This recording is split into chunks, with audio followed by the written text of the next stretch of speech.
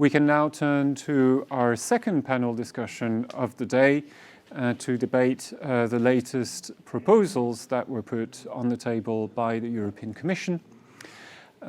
So joining us today for this debate, I have the pleasure of welcoming here in the offices of the Notaries of Europe, Mr. Raul RADOI, sitting next to me. He's Secretary General of the Notaries of Europe. Joining us online, Mrs. Salla SAASTAMOINEN. She's Director for Civil and Commercial Justice at the European Commission. Joining us here in the offices, Mr. Alain PILETTE, Deputy Director for Justice at the Council of the European Union. And also here physically with us, Mr. Clinton BELLIZZI. He is President of the Maltese Chamber of Notaries. And then joining us online is Mrs. Eftychia KARASTATHI. She's a board member of the Hellenic Notarial Council. So welcome to all of you. Thanks for joining us today, whether online or physically. We'll start this panel discussion with a series of opening statements from the panelists, and then we'll move on to a Q&A session that will also include questions from the audience. To put a question to the panelists, this is a reminder, please use the online platform and we will take questions directly from there. I think that's all for me for the introduction. So without further ado, let's start with a quick opening statement from Mr. Raul RADOI, who will explain how the health crisis has accelerated the digitalization of legal professions. Mr. RADOI, the floor is yours. Thank you very much. Good afternoon, ladies and gentlemen. Good afternoon, dear panelists. Here with us in the studio from the CNUE office and those who are attending at distance our conference. Thank you very much for having accepted to exchange with us, with the European Notariat, on the digitalization topic. We started these days with the beautiful proposals on the rule of law, on the role of certainty and predictability in the legal relationships, on the interdependency between citizenship and preventive justice. And now we are stepping in a more concrete and palpable field, the justice systems face to the digital transformation. And here is actually, Frédéric, thank you very much for this question, because you mentioned the word accelerated. Indeed, for the European Notariat, the health crisis accelerated maybe in a way the need for digitalization or the digital solutions. And why accelerated? Because actually the European Notariat is using these digital solutions for a long time already.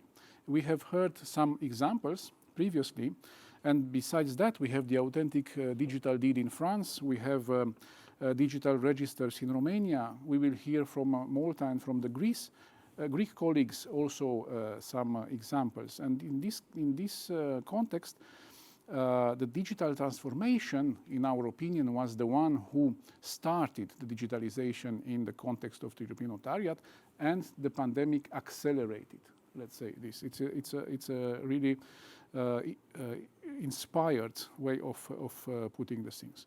But now, coming back to the pandemic, the notaries' experience with it was actually very much influenced by their position in the justice systems of the 22 civil law EU member states. Notaries are public officials, as we heard this morning and this afternoon, appointed by the governments to guarantee legal security in areas which are very important for the citizens and for the families, such as succession, marriage, divorce, creation of a company, acquisition of a family house. Alongside the state institutions during this pandemic period, which becomes too long already, unfortunately, the notaries continued to offer their public service to their clients mostly in person. They were being considered an essential public service of systemic relevance during the lockdowns and after. Practical solutions as the online proxies, the use of video conference accompanied by supplementary security measures have been adopted either in a systematic manner or in an ad hoc manner in order to respond to these impulses coming from the pandemic, for this acceleration, this catalytic role of the pandemic in this context. And we all experience that the use of new technologies can contribute to offer a better service to the citizen. Even today, we have a technology-based fallback solution faced to the strike of the Steigenberger Hotel. The notaries of Europe are following with great interest and attention the preparation of the future instrument on digitalization of cross-border judicial cooperation. We contributed in the impact assessment. We were in touch with the Ejustice department of the European Commission, and also this spring we contributed to the Commission's public open consultation in February and May. So we are very much interested to hear the European Commission, Mrs. Salla SAASTAMOINEN, speaking about the recent proposals, and we are very thankful that she and Mr. Alain PILETTE are here with us today in order to exchange with us about these topics. Thanks, Mr. RADOI, for those introductory remarks. Mrs. SAASTAMOINEN, let's turn to you now with an overview of the e-justice package that was presented by the European Commission last week. Mrs. SAASTAMOINEN, the floor is yours. Thank you very much. So good afternoon to all the participants, and thank you very much for CNUE for inviting me to this panel and having this opportunity to say some words about our proposals on the digitalization. It is already decades that the European Union has been working hard on creating the legal certainty in cross-border judicial matters. And we do have close to 40 instruments in the areas of the criminal, civil, commercial, family law, covering the judicial cooperation. And naturally, this cooperation entails a lot of communication. It entails information exchanges between the authorities on the cases, and it even then concerns information communication to the parties of the cases. The notaries, the notarial professions, are supporting and having a quite prominent role in the implementation of many of our civil and commercial law instruments. And naturally, the notaries do know then this importance of the seamless communication between the authorities. It was mentioned that the notaries have been a long time met in person, worked on paper. Well, that has been the case also for the other authorities in charge of our legislation. The judicial authorities have mostly exchanged information in paper form. That's not surprising. It is also the importance of the certainty, legal certainty, predictability, that the legal profession has been a traditional one. But also, already as mentioned by Mr. RADOI, there has been changes, and lately, or most recently, the COVID pandemic showed us the necessary to have also other tools. And we have, besides then working on this judicial cooperation instrument, we have already then some time in the European level worked to also for the digitalization. We know that people do that in their everyday life. I mean, we buy things online, we do our banking online, we meet people online, and we have conferences online today. In this environment, there are expectations for the citizens that the judicial services are also functioning, and naturally expectations for the judicial authorities that they can continue their judicial cooperation in all type of the circumstances. If we think about this pandemic that we had, actually in the beginning, even courts, administrations, they had to close for some time. Hearings had to be suspended, and that means that people, citizens wanting for a divorce or wanting to buy a house, they have to wait. They had to be reorganized. But this has been this is a very quick development that took place in practice. Actually, then also here, using the word earlier, accelerated our work on the digitalization. In last year, in 2020, we gave in the Commission a communication on the digitalization of justice, and we committed ourselves of providing or delivering a toolbox of measures that would support the modernization of the justice systems. I will, before going then to the legislative proposal, I'm also mentioning the tool of the financing of the digital transformation, because this is what we have also working throughout the last year. This links, for example, to the financing opportunities under the Recovery and Resilience Facility that is very ambitious, also on the modernization of the public administration and of the judicial administration and judiciary. Under this Recovery and Resilience Facility, EU earmarked minimum allocation of 20% of the facility's budget for the digital transformation and reinforcement investments. And what we have now monitored, what the member states have done, I'm happy to share that we have noted that from now until 2026, 1.6 billion euros in the member states have been allocated to the reforms and the investments for measures targeting the digitalization of the justice system. So the financial tool is one that brings the area forward.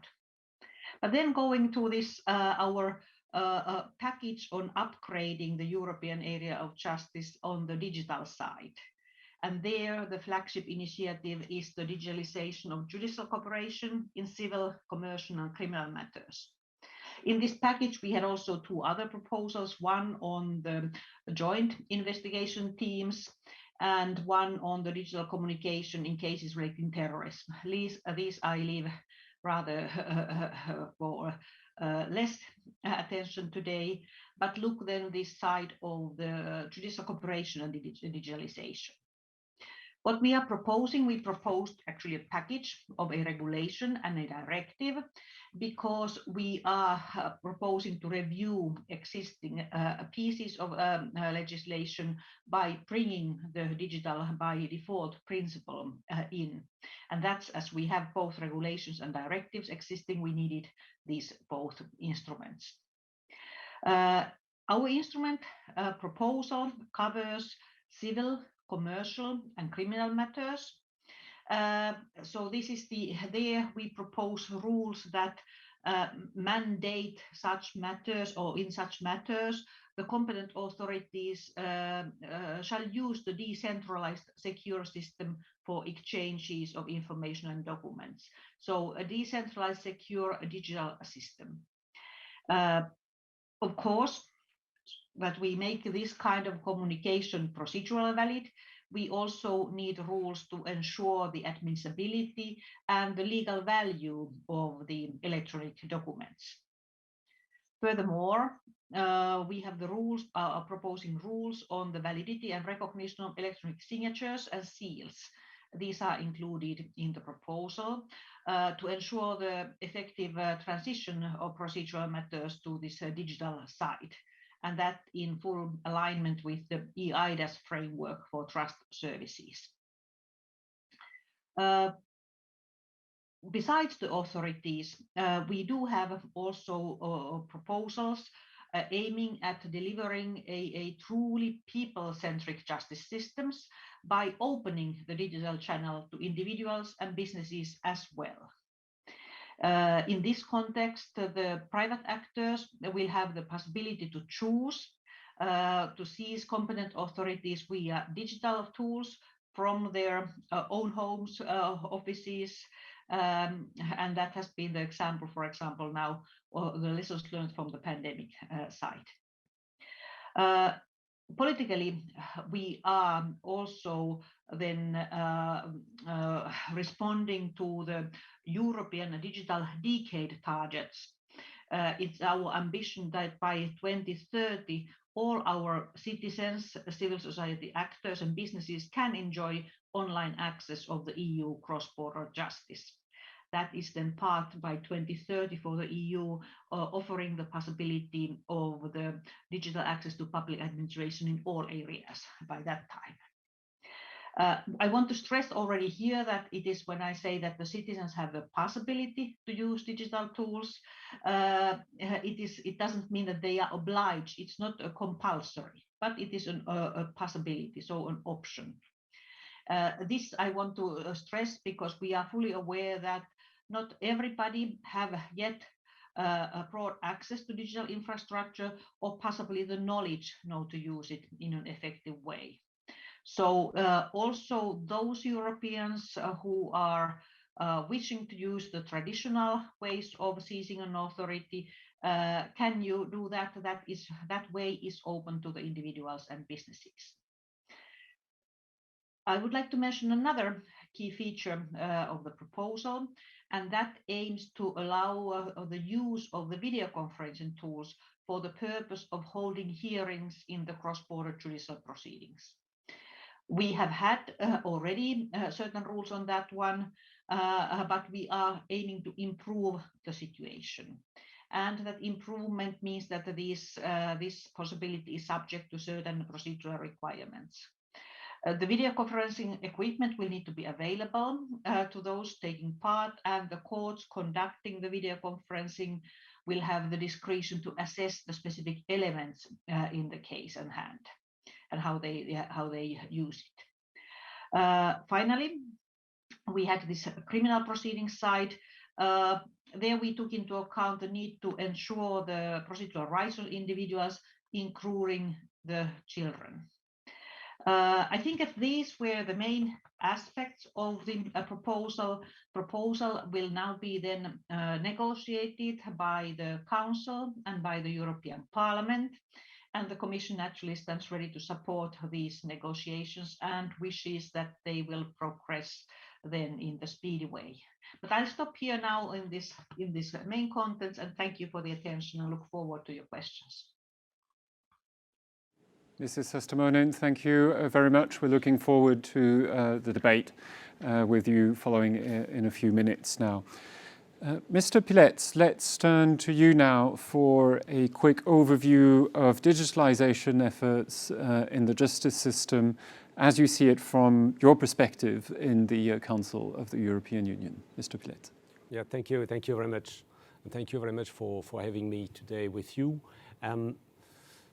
There is no different perspective in the Council compared to the Commission. What I would like to underline today is really the teamwork between all the actors in that matter. So let's start with the Commission and the Council. Salla, as mentioned, video conferencing and communication tools between the different judicial systems.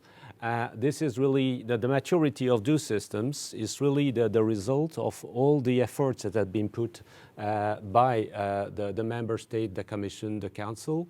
The Commission starting with ambitious programs and communications, and then followed by actions by the Member State at home and in the Council, gathering into the Ejustice Working Party and expert groups. So, for instance, the systems e-Codex have been developed by a consortium of Member States. The video conferencing systems have been not really developed, but improved and coordinated into an expert group in the Council.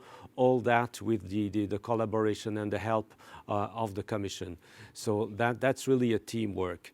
Then what is proposed, the ambitious proposal from the Commission, yes, it will trigger, and it triggers appetite from the Member State, because this is the kind of return on investment on everything that has been done together during those years. The e-Codex system that has been developed by the consortium, I have mentioned, the e-Codex system's worth nothing if it is not used. So, so far, the principle of the e-justice community, of the e-justice policy in the Council has been that it is voluntary until it is made mandatory through a new legislation. That's why the e-Codex has been used step by step by different member states on a voluntary basis, developing use cases between themselves. We have had a first proposal from the Commission a couple of years ago, which has been adopted now into regulation service of document taking of evidence. Taking of evidence using video conferencing system, by the way, as Salla has mentioned. Then, what were the different issues that had to be studied during that first guinea pig files that had been proposed to the Council and the Parliament, Service of Document Taking of Evidence? The first question was to convince the civil law community, because that those are regulation in the civil law sector, of the value of the e-Codex system. So because the e-Codex system was developed in the e-Justice community, was used in some member state for certain procedures, but not for all. So then the civil law community had to be convinced and to be explained what e-Codex is. So that's done. Then the financial burden was a very, very important aspect that had to be taken into account in the discussions, because some member states are very advanced with their system and others still need a lot of investments. Some member states also being advanced were worried to lose part of their investment if they had to move to another system, being e-Codex, because they didn't really know what e-Codex was about in the civil justice community at that time. So that was explained to them, the versatility, the flexibility of the e-Codex, and the very reason that e-Codex has been developed is to ensure a maximum of compatibility between the different systems, allowing each member state having its own system, but with the possibility those systems to communicate between themselves. So that has been explained successfully by the colleagues from the Commission, by the delegates from the e-Justice Working Party, explaining what e-Codex was. Then the third point that was discussed in the working parties in the Council for Service of Document Taking of Evidence was the procedural fine-tuning that was demanded for using electronic communication in this system. And that was the most important part of the discussion. Do we need to modify the procedural rules in the member state in order for the courts to use electronic systems of communication? This is an aspect which is not as such covered principally in the proposal of the Commission, because we hope that those procedural rules issues will not be too much voiced by the member state. I think that this is something that we're together, the Commission will have to explain to the member state the versatility of the system which is proposed, and the fact that possibly we don't need to change too much the procedural rules. But I think this is the most tricky aspect in order to convince the member state to move towards an electronic system, because as Salla SAASTAMOINEN has very well explained, there is a lot of financial possibilities that are offered by the different programs and that are at disposal of the member state if they need to further equip themselves. Then what's the level of development of the member states? Because that's very important. As you understand, this proposal, as many proposals of that kind, is double-edged, in the sense that the very reason is cross-border communication, cross-border procedures between the member states, but that doesn't work if you don't have electronic systems in-house. It's a nonsense to communicate electronically between the member states if internally there is nothing happening electronically. So we made a study together with the member state a couple of years ago on the level of development in the member state regarding IT systems in the courts. And we haven't had a response from every member state. We have had 22 member states responding to that survey, and it appears, I have the paper here with me, it appears that most of the member states have use of case management systems, communication tools between practitioners and courts. Most of them have this. Possibility for digital official filings, access for citizens, those were the questions. And then for access for citizens. There we have a mix of yes and no between the member state. And that's why I would like to underscore that aspect of the proposal from the Commission. It is that it covers a wide range of instruments. Those instruments that are applicable being regulation for domestic procedures in different sectors. That means that those electronic communication systems will have to be used domestically. They will have to be used in cross-border communication. And a distinction has been made in the proposal, I think very astutely, between the communication between the practitioners and the courts between themselves, and access for citizens. And then the question that comes in mind immediately is how to communicate from a member state to another, being a lawyer or being a citizen, if the systems are different, and not every citizen will be able to connect to e-Codex. The solution which is proposed by the Commission that shows really the teamwork between the different aspects: practitioners, citizens, courts, member state ministries of justice at EU level. It is that the Commission proposes to manage a European access point for the citizens and for the lawyers abroad, in order for them having this hub to connect to other systems in other member states. So I think it's a very astute proposal that has been made by the Commission, and the Commission proposes this access point to be in the European portal, and that gives me the opportunity to underline the different achievement of the e-Justice working party of the Council and the Commission working together.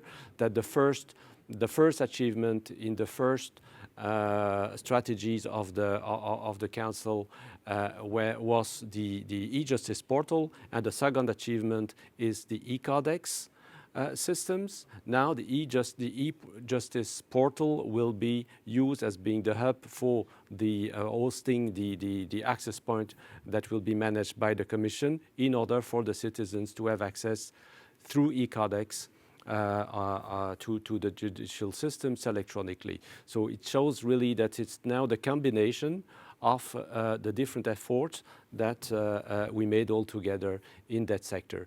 And I would like to underline the importance of the collaboration of the practitioners, and in particular the notaries in that system, because e-Codex is an internet connection system that needs use cases to be developed. For each kind of procedure, you need a use case with digital procedural standards.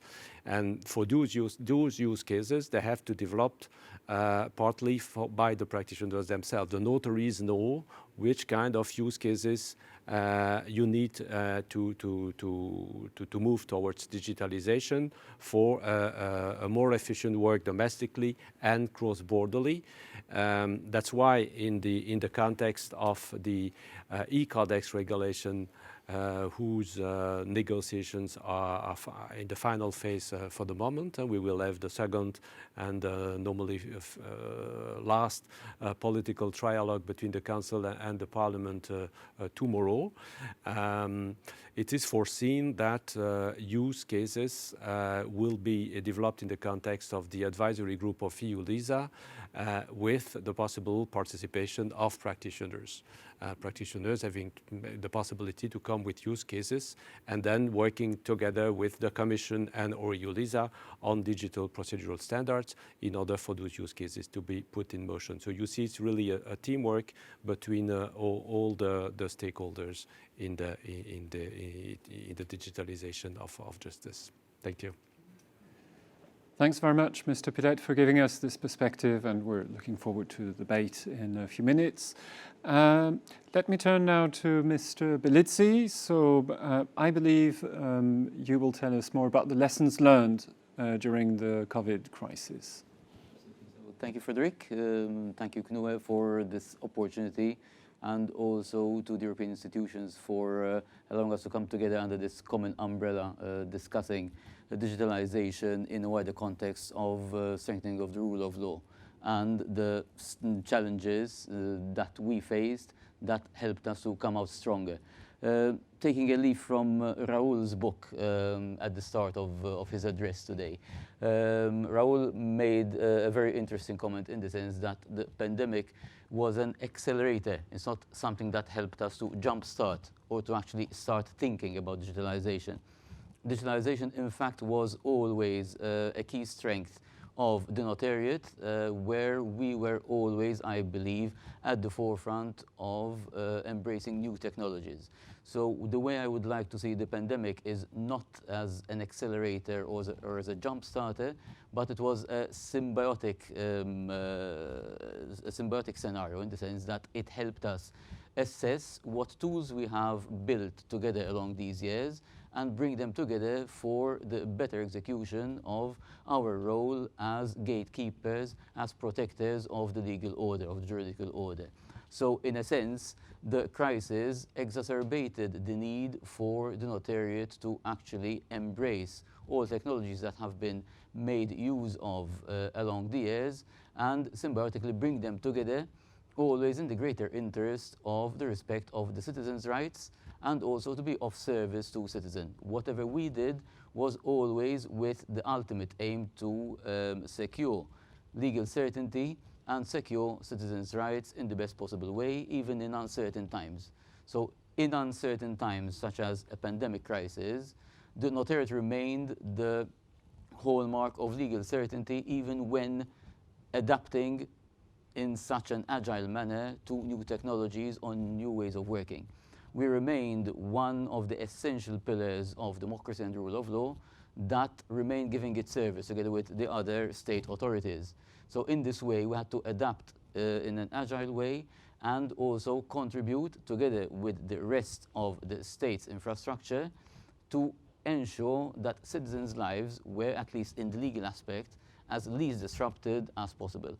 So gaining strength from existing collaborative networks, locally, but also through institutions like CNUE, that insisted from a very early age that digitalization and the digital era was not something that was on the horizon, but was something that we needed to work towards. We take the Notariat towards the digital era and we move towards that horizon. We don't wait for that horizon to basically come to us. So in this context, in this crisis context, I would like to see that we tried at least to have the Notariat as a beacon of legal certainty. So through our tools that we developed together, and also giving us strengthened opportunities for closer cooperation with countries that are more advanced, for example, in digitalization than others. Maybe the way we could see it, apart from a symbiotic experience, was also a leveler experience, in the sense that the Notariats that might have not been so much foot on the accelerator, to again use this formulation, were helped to actually increase the speed of their digitalization, also with the help of the greater Notariats that were advanced. And so therefore, thanks to the crisis, the Notariat is actually in a stronger position to embrace these digital technologies at this moment in time. Thank you very much, Mr. BELLIZZI. And now for the last of the round of opening statements, let me turn to Mrs. KARASTATHI. You have the honor of concluding.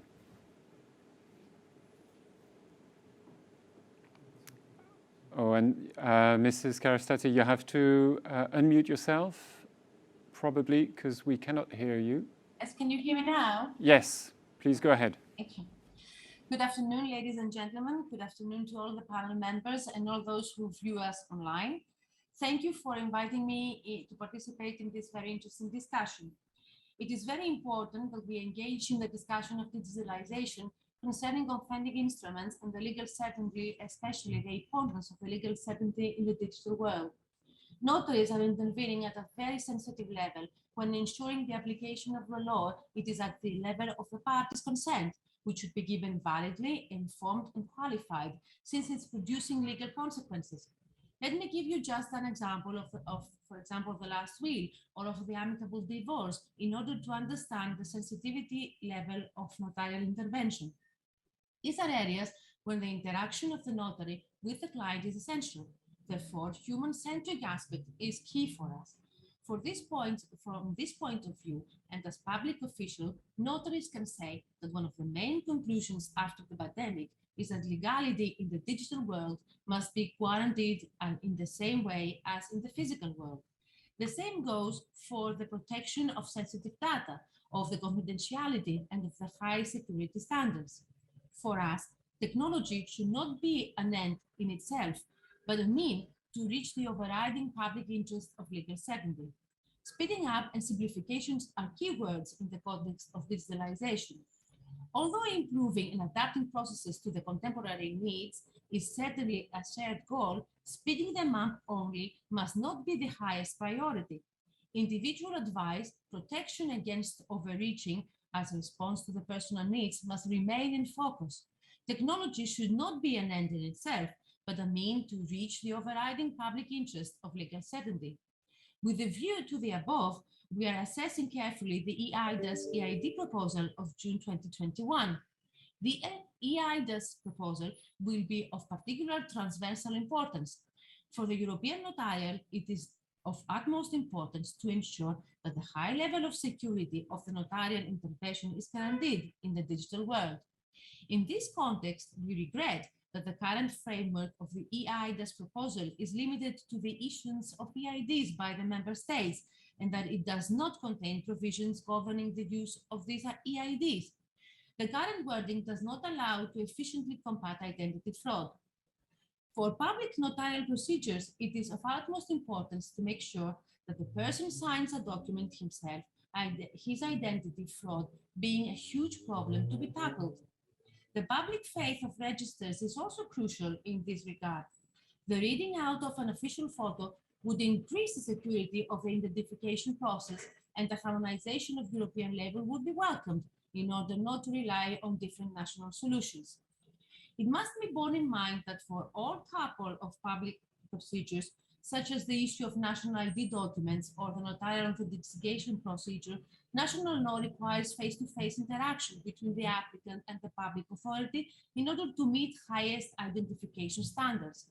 These standards are necessary in particular to prevent identity fraud, example, by passing on an EID or plus PIN, and to ensure the accuracy and reliability of public registers, which are endowed with public faith in many member states. In order to allow that the EIDAS regulation can also be used in future for the aforementioned authentication procedure and other public law procedures with the highest identification requirements, the existing 3 assurance levels in the EIDAS regulation do not seem sufficient. A solution is necessary in order to guarantee that an official electronic photograph of the holder of the electronic identification can be read out and transferred to the national public sector body. In the current stage of the proposal, the regulation cannot be used for authentication procedures and other public procedures with the highest identification standards. Thank you very much. Thanks, Mrs. KARASTATHI. We can now move on to the Q&A session. And let me start with a question to you, Mrs. SAASTAMOINEN. So the European Commission tabled some proposals on digital justice last week.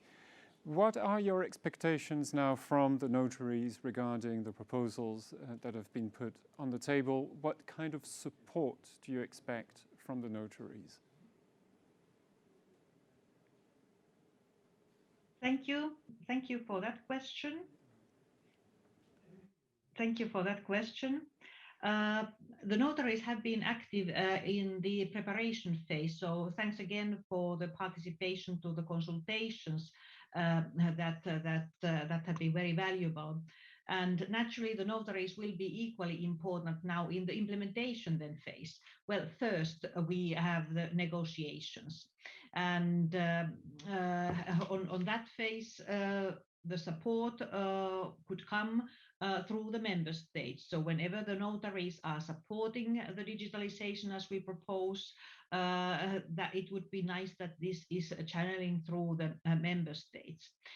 When we are then so far that the legislation is there, the notaries play a prominent part as authorities in certain cases in the civil law side. So they are authorities in the succession matters. They can have the mandate in the divorce or in maintenance cases. So when we then implement, I think the notaries can show the example as an authorities then using the initiatives in practice. And that is when they are authorities. I would also raise the role of the notaries when they are working for their clients, for the citizens and for the businesses. And as I said, we are proposing this opportunity to also handle cases electronically for the individuals. So on that case, I would think that the notaries would be those who show examples to the clients by using these digital means in the cross-border judicial matters. And naturally then it's the citizens who can contact the notaries also in this way. And there really a big thank you and congratulations for this very active work of the CNUE, which has supported the digitalization of the notarial work over the last years. Thanks, Mrs. SAASTAMOINEN, for that. Let me turn to Mr. PILETTE now for the next question. So, as we heard, the European Commission wants to move forward with digitalization as the default option in communication between the judicial systems of the member states. So what is your impression from the Council? Do you sense appetite there to move up to the next level? Yes, for what regards the communication between the different judicial systems, yes, there is a very strong appetite because, as I've said earlier, this is really the logic consequence of all the efforts that have been put, that have been made by the member state during those years, developing e-codex. And as in most of the member states, the communication between judiciaries is already electronic. I don't think it is too much of an issue. Then moving to communication with the practitioners, with the lawyers mainly for the courts, and most of the member states it can be made electronically, but in some member states they are not there yet.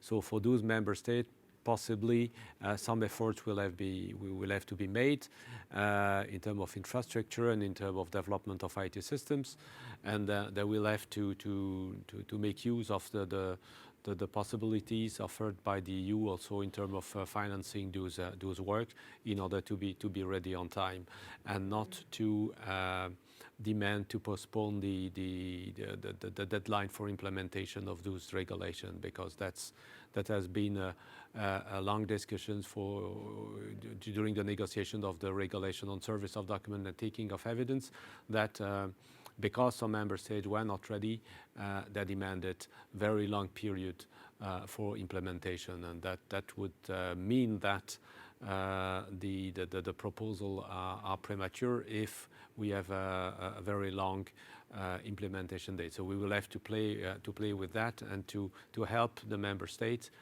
not being ready to be ready as soon as possible in such a way that we can have a reasonable implementation date, because there is an expectation also from the citizen and from the practitioners into moving towards a real digitalization at EU level. So that's an important aspect.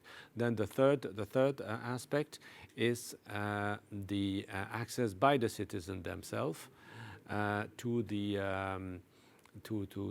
courts in the context of judicial proceedings. Then, as I've said earlier, we have more member states not having that system yet. I think that what is proposed by the Commission, using an access point managed by the Commission for cross-border communication by the citizens, it works also domestically, by the way. It's a very good idea. But then we need a respondent at national level.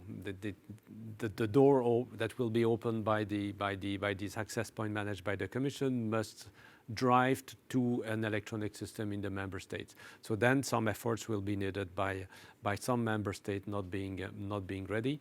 But I think we have a critical mass of member states being ready. We have all the systems which are now ready. We will hand over the e-CADEX system to EU LISA, which means that we will have an integrated management of the system, which will not be only into the hand of a consortium of member states having created and developed that system, but now being managed at EU level. So I think it's the right moment to be ambitious and to make that step. So the appetite in the Council, yes, the member state, I think they are ready. They're expecting that proposal. We will have to negotiate certain aspects, and we will have to convince and help the member state not being at the same page as the other member states. But we have worked during those last years, and especially here with the successful negotiation on e-CADEX so brilliantly with our colleagues from the Commission. So I'm confident that our colleagues from the Commission will be very convincing, and then in order for all the member states to be on board. So I would like also to again underscore the excellent collaboration and the excellent team in the Commission. The Ejustice team is really a formidable group of colleagues, and having really contributed to the success and the efforts, because as I've kind of explained, the system in the Ejustice, the EU Ejustice, was based on voluntary participation, which means that you had some leading member state having some ideas, putting together, moving towards, but then you need having everybody on board now, and that this has been pushed and triggered by some groups of member states, and that's where the Commission is really playing its role of making ensure that all the member states are together for making that step. Thanks, Mr. Pilette. A question now to both Mr. BELLIZZI and Mrs. KARASTATHI, and we can start maybe with you, Mr. BELLIZZI. So notaries are already using their own digital solutions in their countries. How do you see integration happening within a European infrastructure, and does it mean existing digital systems already in place at the national level will have to be scrapped?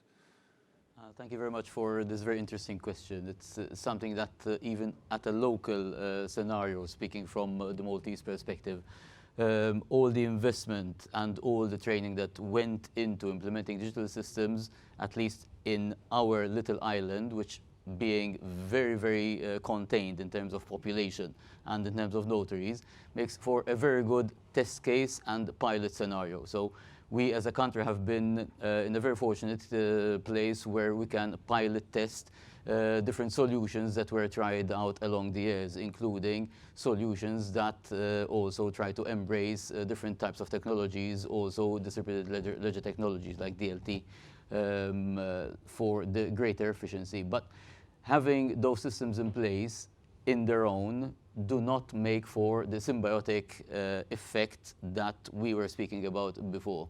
The notariate does not exist solely and exclusively in an ecosystem within a particular country, but it is a European notariate.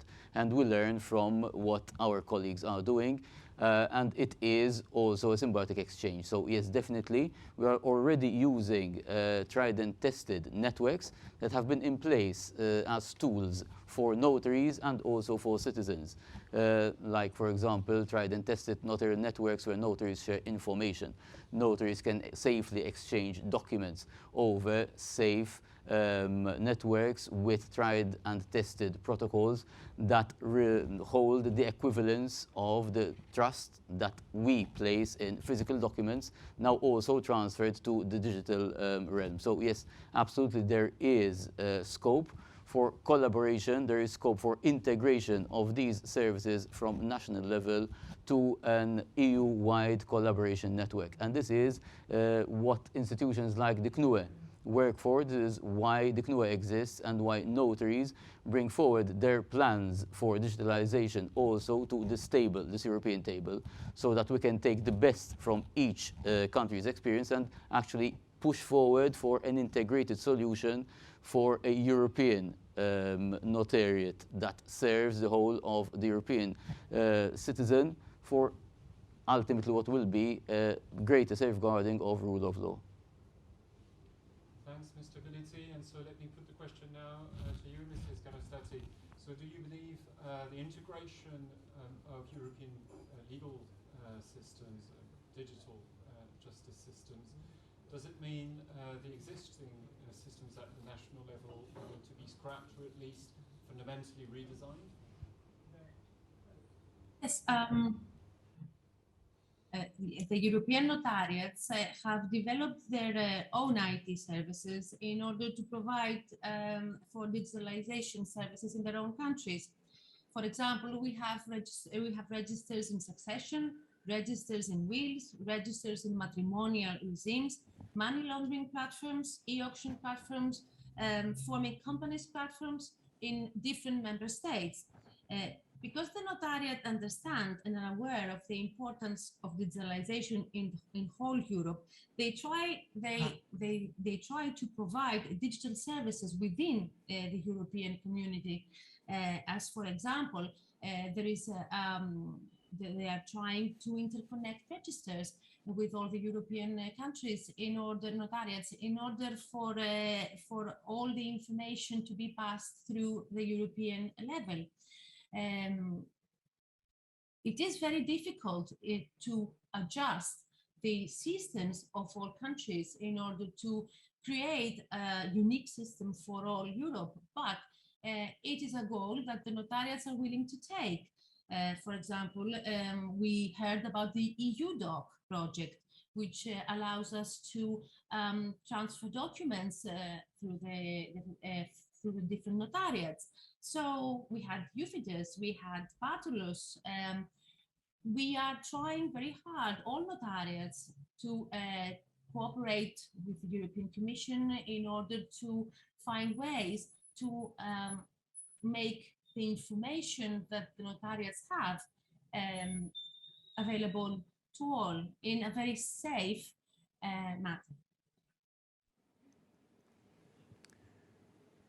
Thanks, Mrs. KARASTATHI. And so let me turn back to Mrs. SAASTAMOINEN now with a question for you.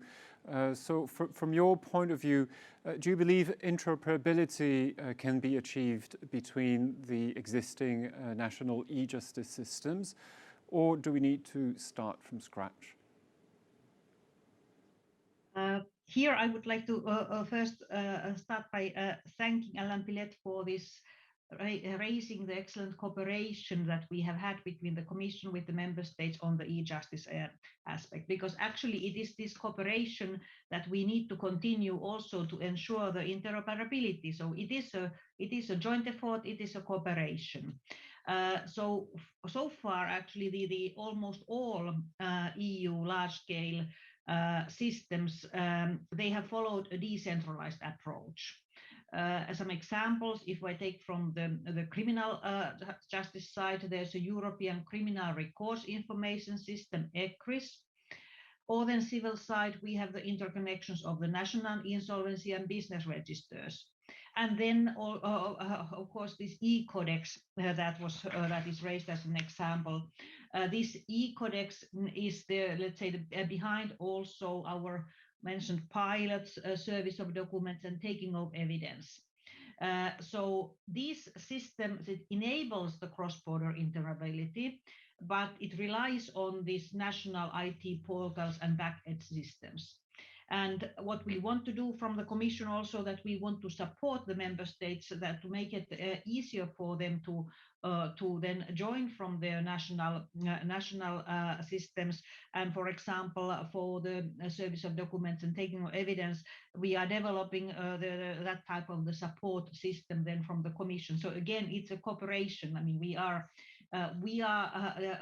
in the European level bringing the basics so that the national systems could in interoperable way then join. This takes time. It doesn't mean that all existing solutions will be necessarily fit for the purpose and that they wouldn't need to be adjusted, so there needs to be adjustments.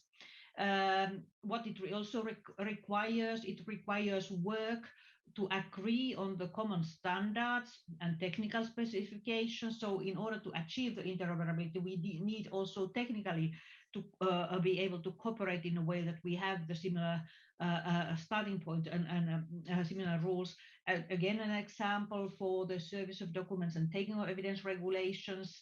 It means the implementing measures, implementing act, and that will come now next year, and that will provide this kind of common standards and technical specifications against which the national systems can then work in an interoperable way. So it is a goal, achieving this maximal interoperability with the existing national systems. And I think that we are able to go there. It may take some time, but with this good teamwork and indeed now bringing all the member states to the cooperation, I think that we will be able to make it. Thanks, Mrs. SAASTAMOINEN. And so let me turn now to Alain PILETTE with, well, the same question essentially. Do you believe interoperability can be achieved between the existing systems of the member states? And you kind of alluded to that already. Maybe those who are most advanced will find it more difficult, in fact. Well, yes and no, because that's part of the strategy. And the strategy, since the first action plan of 2009, in every action plan and in every strategy, there are different principles that have been set out. And one of those principles is the decentralization. That's why in 2007, when the EU ministers of justice had the idea of creating what became e-Codex, what they wanted to have is, and I'm quoted, to create a decentralized system at European level which would interlink the system existing in the member states. That was really the plan, to keep the system existing in the member states, not to discourage member states to develop their own system, running the risk that their own system would have been thrown away for being replaced by another EU centralized system. That was not the plan. The plan was to develop something which was versatile enough. So that's why creating e-Codex, there were some horizontal technical issues that had to be solved. The three main issues were to find a system with the highest possible degree of compatibility between the various technical measures selected for the judicial system applications in the member states, so maximum flexibility with an agreement on standardized communication formats and protocols, and that's e-Codex. That's what e-Codex is about, is to agree on those standardized communication formats and protocol, allowing for interoperable, effective, secure, and rapid exchanges at the lowest possible cost, because we still need to take that into consideration, obviously. And the beauty of that system, it is that it allows each member state to keep its own system, but in the meantime, it is so versatile that it can be used for all a series of procedures, and it is why we have a long list of procedures to be IT electronic by default, which is proposed by the Commission in the next one of the proposal. Many procedures, civil justice and criminal justice being covered. Then we need obviously an authentication mechanism. We need standard interfaces for mutual authentication of the access points, because it must be a secure system with authentication of the users, and we need to guarantee the integrity of the documents being sent from a service to another, from a member to state to another, from a court to another, and then security of the system and data protection, obviously, that have to be covered, and that was discussed during the negotiation with the Parliament as that are very important components. So yes, interoperability was part of the purchase order, I would say, when the older system was created. And so the member state being well advanced, they have already very secured system normally, and they will be able to use e-codex. The difficulty is more with the ones not having already developed a system domestically that will cover the full range of digital by default principle, which is proposed for all the series of procedures in the proposal from the Commission. Those are the little holes that we'll need, that we'll have to take care of.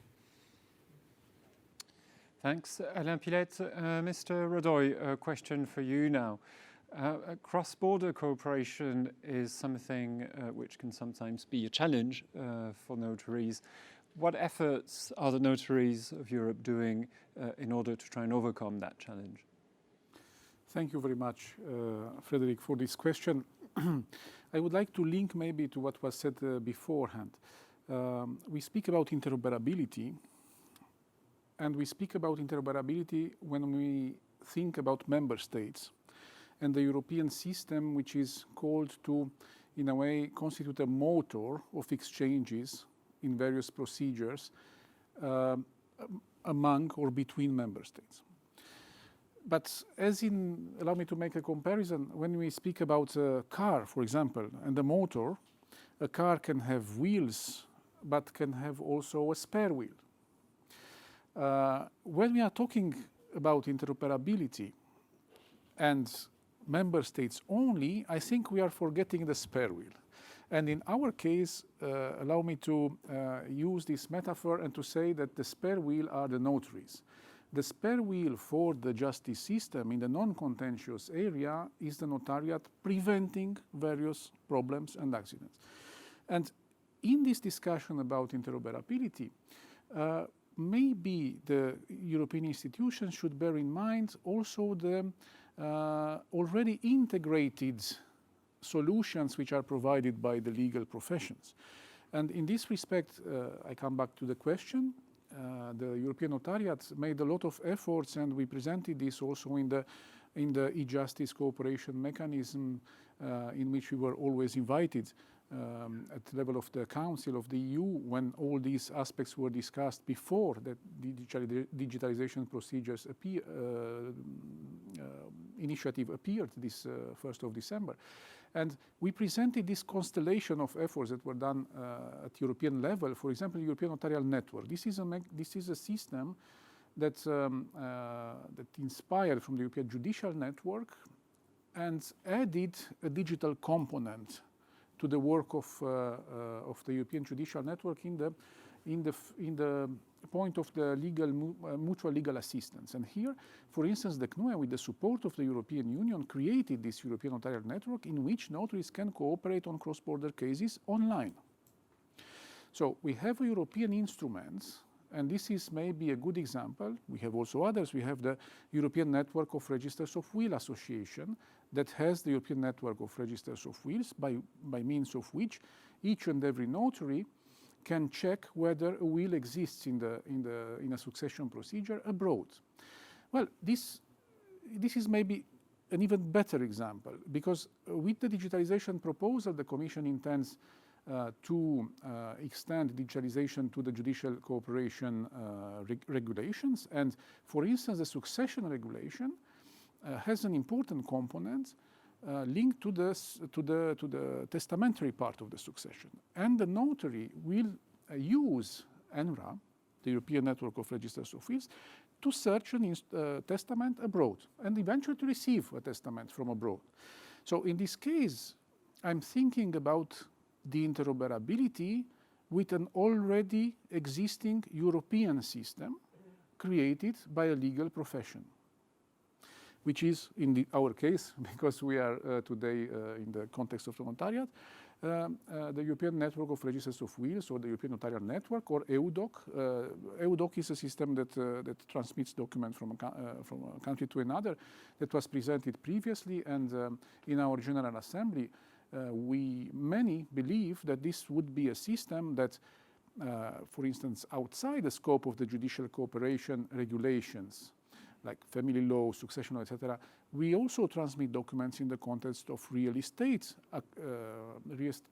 transactions, of company law, and in these fields, maybe we should think also about a sort of interoperability with existing systems at European level. So it's not only maybe the national level, and I understand very well that the European institutions are thinking first and foremost about integrating the existing systems at national level, but what about the European level interoperability with the e-codex? So I think, and here when the proposals appeared, I must confess that the European Notariat was very much interested to see whether this interoperability with existing systems, and not only with the national level, could be envisaged by the European institutions. And we hope, of course, that it will be taken into consideration in the negotiations and in the implementation of the future adopted proposal on digitalization. Thank you. Alain Pilette or Mrs. SAASTAMOINEN, would you want to maybe react to what Raul RADOI has just said? Yes?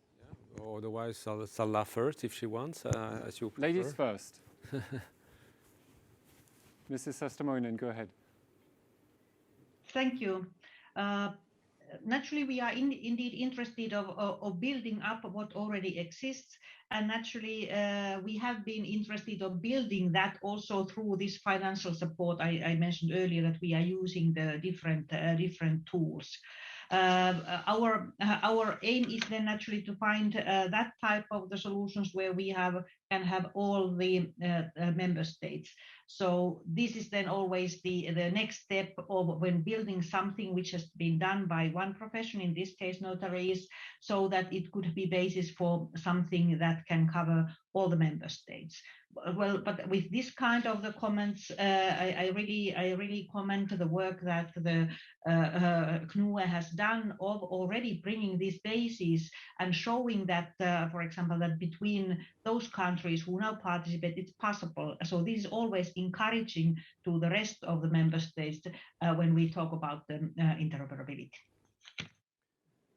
Thank you, Mrs. SAASTAMOINEN. So Alain Pilette, maybe a reaction from you? Yes, I would like to say that I disagree and I agree with Raul. I disagree with the fact that you are a spare wheel. You are not at all the spare wheel. You are in the car with us, and you are sometimes in the driving seat.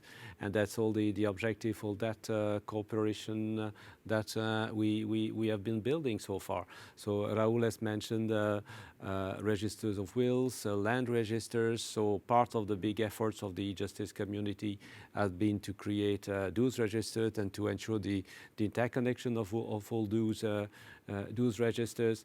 And then for what regards e-codex, which is the by default tool for communication, we have ensured, and it was in the proposal from the Commission already, that the practitioners, and then in particular the notaries, can propose new use cases and develop together digital procedural standards for new applications, new use cases of e-codex in the context of the needs of the practitioners, of the notaries in that case, because the very idea, the need and the way it can be solved must come from the users themselves, or from the notaries. That's why it's not something that should be proposed top down by the Commission, this is a solution for the notaries. No, the idea has never been like that. It has always been with the member state and with the practitioners. We work together. You have a need, express your need. e-Codex is a system that has been developed that it is at your disposal. Now, instead of having to do it in the context of a consortium with pilot cases, you will have EULISA, EU agency at your disposal for helping you developing those new use cases, because you will be participating to the advisory group that will be the group within EULISA developing those new applications of e-Codex. So the practitioners will be participating to this advisory group, and that will be a cooperation between the notaries and the e-justice community in the context of EULISA, with the help of the Commission, and discussion, collaboration with the member state in the Council in the context of the e-justice working party. So we will continue to work as we have always done, being at your disposal for discussing and building together solutions. Thank you very much, Alain Pilette. So let me turn now to the online audience, because I believe we have people there who want to ask a question or make a remark. Yes, Frédéric, we have a request for the intervention from Mr. Roland Gintenreiter, who is with us today. Mr. Gintenreiter is a notary in Linz and a board member of the Austrian Chamber of Notaries. Please, Mr. Gintenreiter, the floor is yours. Good afternoon, everybody, and special thanks to Salla SAASTAMOINEN and Alain Pilette to join our conference. Allow me to draw your attention to the eIDAS regulation and to talk to you as a practitioner. When we talk about the practice of notaries, an important part is drafting contracts. And when we talk about the digitalization of contracts, it comes to signing contracts. And as an Austrian notary, I can report that we introduced electronic deeds, and I'm talking about deeds that are signed electronically on a distance in a video conference, back in October 2019. So we have quite an experience when we talk about electronic documents, and we take considerable care how to improve the workflow on the one hand for the clients to facilitate the whole workflow, and on the other hand to guarantee the legal certainty when it comes to the trust into land registers and company registers. When I talk about the Austrian land register, I can report that Austrians absolutely trust in the validity of the land register. So if a seller sells a home, we take a look in the land register and we can guarantee that the person who is registered in the land register is truly the owner of a piece of land. And when we turn to the digitalization of the whole signing process, we need to guarantee that the person who signs a contract for acquiring a piece of land or for creating a company is certainly the person who is using the electronic signature. And what I can talk or report from 2 years of practice is that we have seen associates who used the electronic signature of her colleague or the husband and so on. So we saw in practice that we had people thinking they can use the electronic signature of a friend, a woman, an associate, meaning somebody else. And they know the password, they use the telephone, and I have no possibility to differentiate between two persons if I have no possibility to validate whether the electronic signature is really used by the person claiming to be the appropriate person. And I come back to what my colleague from Greece earlier said. We are in discussions with the national authorities to receive the possibility to read out the photo when clients sign the contracts. I know from the German colleagues that they have already guaranteed the possibility to read out a photo. And I'm telling you that because the whole idea of the eIDAS is to have a unique interoperable possibility of electronic signatures. Today, if a client from France or Italy or Greece wants to sign a contract electronically, the qualified electronic signature is not recognized between member states. And as you very know well, the eIDAS regulation wants to change that problem so that electronic signatures are recognized between member states. And if we start again creating individual solution in every country, and I'm talking again about reading out the photo, then we again have different systems and are no longer able to recognize between member states technical solutions. So I want to turn your attention to the point that not only issuing the electronic signature is an important point in the process, but also using the electronic signature. And as far as I have read the eIDAS regulation, it very well covers the issuance of the electronic signature, but maybe you could also consider in which environment the electronic signature is used by a client, and to consider whether it could be an improvement for the security and legal certainty of the system if we had the possibility to read out the photo. That's what I wanted to remark. Thank you. Thank you very much. So I guess this warrants probably a reaction from you, Mrs. SAASTAMOINEN. And I understand there is work in progress at the European Commission to revise the eIDAS directive or regulation, maybe, regulation. So can you maybe update us on the status of that work? Thank you there to the Mr. Gintenreiter. Thank you also to Mrs. KARASTATHI of raising these points that are linked to the eIDAS regulation. That regulation, it is from the 2014, and in whole, it has been we find it has been a success of bringing a common electronic signature, at least in this issuance stage, to our member states. But it is also correct, and that we don't hide that there are then also the points to improve, and then one of them is this use of the electronic identities that wasn't fully covered in this 2014 instrument. And what we look on the member states, it's only about half of the member states still who have notified the electronic identity schemes. So there is the gap there. So we are indeed aiming to deal with the situation, to make improvements. We have given a new Commission proposal to establish the European digital wallet that would also address this issue. So under the proposal for the European digital wallet, we would aim to ensure that at least one uniform and recognized form across the borders of the e-identification mechanisms will exist in all member states. So it is about this not only signature, but e-identification in more broadly. And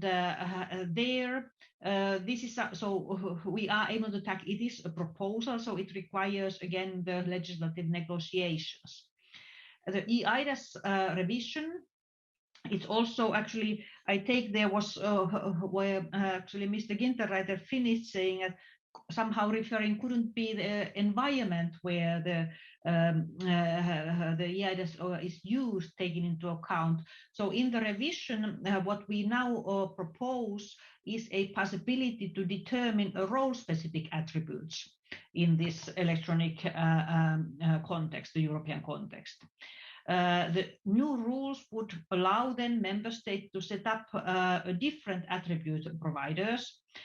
so that it would be possible of quickly and also securely. This security is important part there to ascertain whether a particularly remote user is a lawyer or notary or doctor. So we could take this into account the environment where the e-identification is used. So that is also in part of the proposal, but requires then the negotiations. And I also take note of the point of the need to have an access to photograph. So have this photo part of the e-identity for the verification purposes.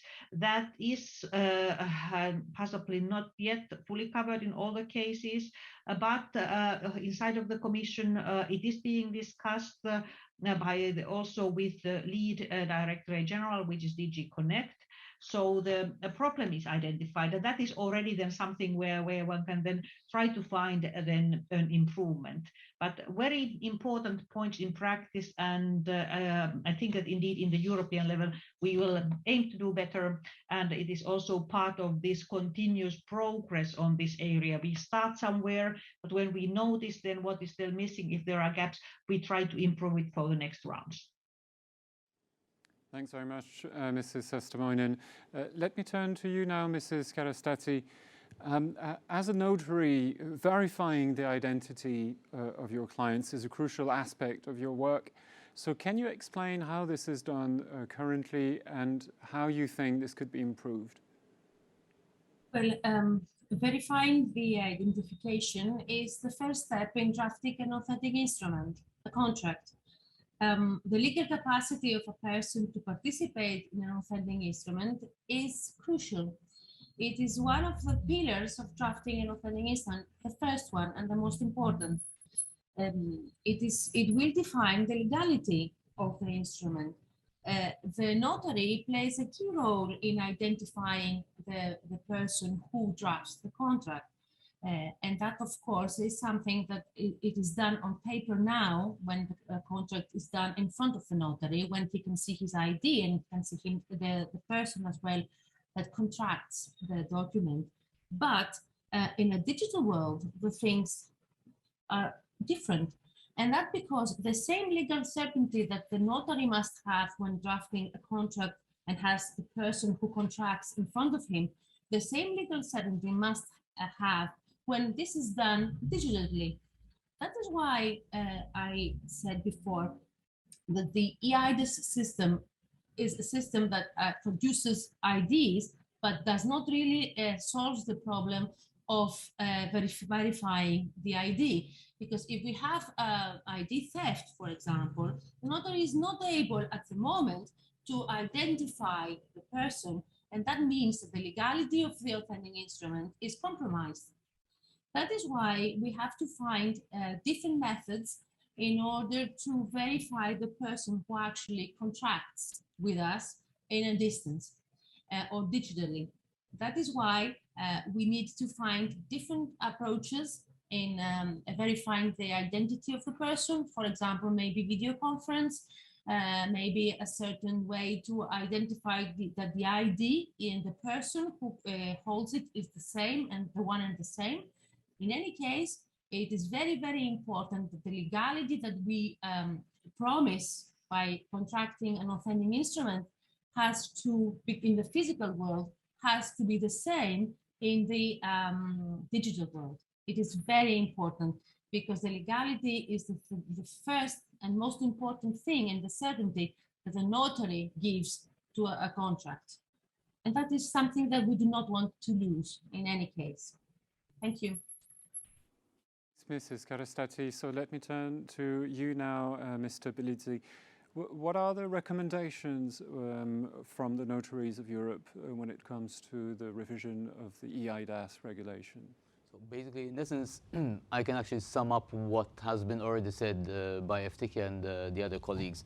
Essentially, attributing public faith is the added value that Notarial brings to the table when drawing up authentic instruments. CNUE welcomes the overall approach of the eIDAS and the ID proposal, obliging the member states to introduce cross-border eIDs. Definitely, it is an important step, and welcomes also the reinforcement of the principle of mutual recognition of qualified electronic signatures. This proposal will be of particular transversal importance for the European Notariate. It is of utmost importance, however, to ensure that the high level of security, as was already mentioned, is retained. Whatever notarial intervention attributes as public faith and added value now has to be transposed to the digital realm when using EIDs. Unfortunately, as far as we are concerned from the reading of the proposals, certain key elements that will ensure that this transposition of public faith is retained are either limited or lacking at best. In this context, CNUE noted and welcomes the confirmation by the Commission services that there is no intention to change the previous approach to formal requirements, namely Article 2, Para 3, which has proven to be adapted to the needs, allowing member states to fine-tune the requirements. This, in essence, would be also one of the recommendations, to ensure enough flexibility so that member states accustomed to varying degrees of requirements for additional identification will still be able to introduce those additional elements. Meaning, national law, where it requires face-to-face authentication or face-to-face approval for either the issuing of that electronic ID in the first place or for continuous transactions, that element is retained. Because other than that, the accuracy and the affordability that this system will bring to the table will remain deficient, in the sense that we require, as public officers, the highest level of identification as possible. Because as Eftychia mentioned before in her intervention, identification and verification of the parties before me is the first and most important element in the notarial intervention. After that, I come up with the rest of my obligations in translating the intention of the parties to legal documents. So in essence, yes, these authenticated procedures have to make sure that the electronic IDs will serve the purpose of enhancing digital certification and enhancing legal certainty. Thanks, Mr. Bellizzi. Maybe let me turn to you, Alain Pilette, for a reaction on, from your perspective, on the revision of this EIDAS regulation from the perspective of the European Council or the Council of the European Union. What do you think would be the reaction there? Well, I think it's a very important piece of the puzzle. That's the, as I have mentioned, using electronic system for interconnecting the different practitioners, the judiciaries, the courts. We need authentication of the participant to the exchange. So revising EIDAS, having a secure e-identity in Europe is a very important part of the puzzle. Then regarding the intricacies of the proposal itself, I'm not a specialist of that system, so I would refrain from giving some comments about that. But I fully understand that for the notaries, it's important having the same security, the same certainty regarding a person using the EIDAS electronic signature and the person in front of you, that you know that this is the person representing himself or herself, and then having a photo or a facial recognition in the system. We need a facial. I use facial recognition for a lot of application in my telephone. So why not using it for EIDAS? So that the technology allows to secure this kind of signature, I do believe. Right, thanks Alain Pilette for those remarks. I think we're getting closer to the end of this second panel discussion. But before we close, let me ask each one of our speakers to say very briefly, in 30 seconds maximum, what you would want our audience to remember as your key message. And so let me start with Mrs. SAASTAMOINEN.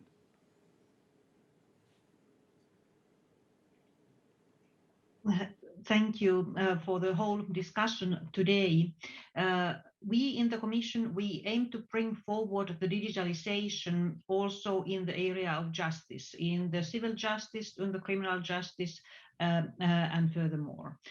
This is a common effort with the Commission, with the Member States, and also the legal professions. So I think that it is in these three ways that each of us can both prepare, come with new ideas, and then be cooperative in the negotiations and also persistent in the implementation. These are very long-term projects that at the end will benefit all the European citizens, all the companies. So thanks for that cooperation to the notaries and naturally to the colleagues in the Council. Thanks, Mrs. SAASTAMOINEN. So let me turn now to Alain PILETTE for your concluding remarks. Well, if I had to give a very short message at the end of that conference, is to underline how important it is for us having the practitioners on board and continue the exchange and working together with the practitioners.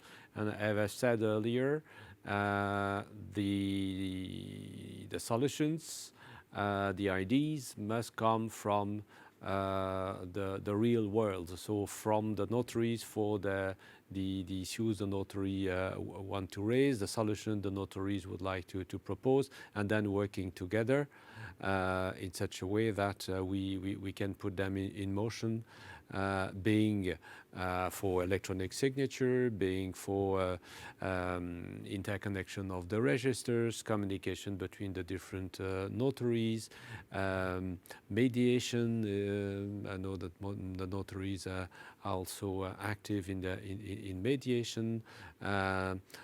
So that's absolutely essential for the e-justice community. Not being limited, obviously, to the European institutions and the representative of the Ministries of Justice of the member state, but having on board the community of practitioners. And we are always at your disposal for exchanging, for discussing, and for putting you also in contacts with colleagues in charge of different projects in such a way that we can move forward together.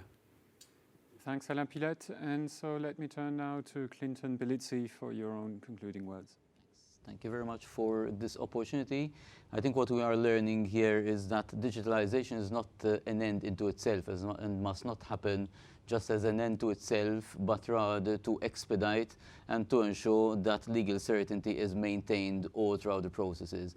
So basically, what we ultimately as notaries can learn from this and bring forward and ensure is that the legal certainty will be business as usual, no matter how unusual the circumstances will be.